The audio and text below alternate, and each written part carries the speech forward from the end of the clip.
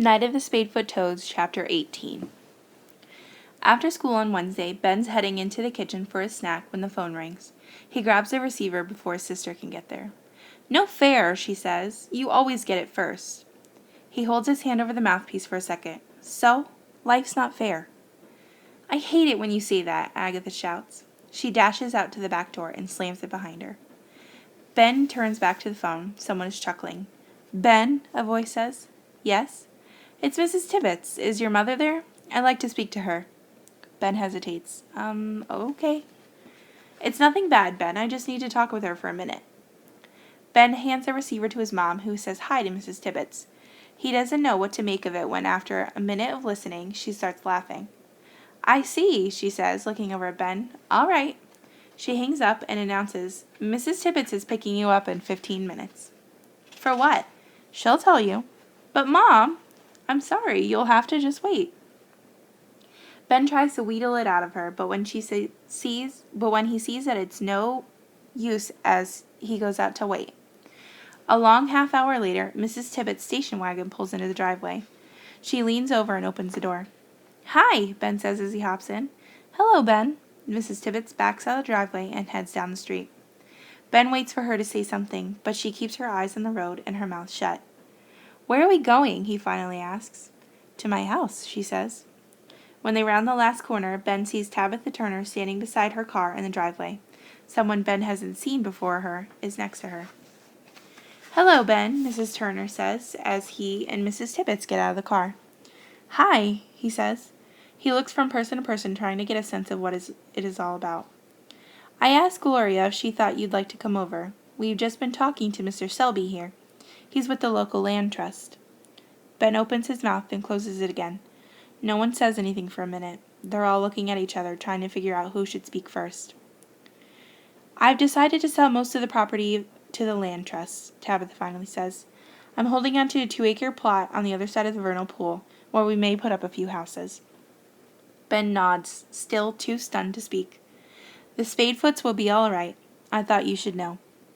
Ben looks at Mrs. Tibbets, then back at Mrs. Turner. "You changed your mind?" Ben says. Mrs. Turner nods her head. "Yes, someone made me change my mind." Ben's face breaks into a huge grin.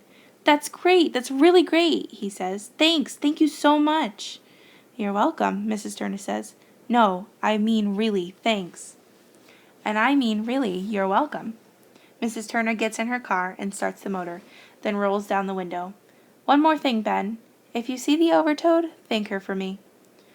"Okay," says Ben. "Maybe someone should name the trail by the pool the Overtoad Trail," Mrs. Tibbets said. Mrs. Turner looks at her sister-in-law and manages a smile. "That's a good idea," she says. The land trust man shakes Mrs. Tibbets' hand and gets in the passenger side of Mrs. Turner's car. Ben and Mrs. Tibbets wave as the car pulls away. Without a word, like they speak the same silent language, Mrs. Tibbets and Ben walk around the garage and head towards the wood. Ben feels his feet connect with the ground like he's part of it and it's part of him. As they enter the trees, a breeze pushes the branch back and forth, showing the silvery undersides of the leaves. They come closer and closer to the place where the vernal pool was and will be again. Suddenly, Mrs. Tibbets draws a breath and stops. "Oh my gosh!" she whispers, holding an arm out in front of Ben. "What is it?" he whispers. "Look! Just look!" She points to the path ahead. Ben looks where she's pointing and the hair raises on his arm. It's a rattlesnake, crossing the path about 10 feet in front of them, sliding quietly over the dirt and the leaves. Another one follows it. Ben and Mrs. Tibbets watch them until they disappear into the undergrowth. "I don't believe it," Mrs. Tibbets murmurs. "I just don't believe it." They both stand there for a moment, barely breathing. They're surrounded by the small sounds of woods, far off in the distance. They can hear a car motor. Finally, Mrs. Tibbets breaks the silence. "Well," she says, "I guess we're just going to have to be a little bit more careful around here from now on. Seems that we have some new neighbors." "I hope they feel at home," Ben says.